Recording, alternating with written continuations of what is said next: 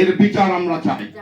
আগে বিচার হবে, বিচার করতে হবে, তা না হলে এরা আবারও বেঁচে যাবে। আমরা এদের বিচার চাই। 16 বছর আমাদেরকে অত্যাচার করেছে, এটার বিচার চাই। এরা যে কে খুনি, এদেরকে কোনো মার্সি। আমরা যে দল করি না করি, আমরা এক জায়গায় ঐক্যবদ্ধ থাকতে হবে।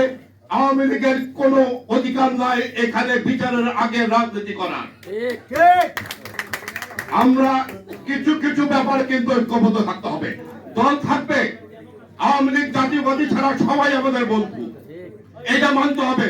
দুঃসময়ে যারা বন্ধু ছিল, একটা দুটা কথায় শত্রু হয়ে যাবে, এই কনসেপ্টটা আনবেন না। রাজনীতি থাকলে আপনার প্রতিদ্বন্দ্বিতা থাকবে, প্রতিদ্বন্দ্বিতা মানে শত্রু না। এই জিনিস ভাববেন।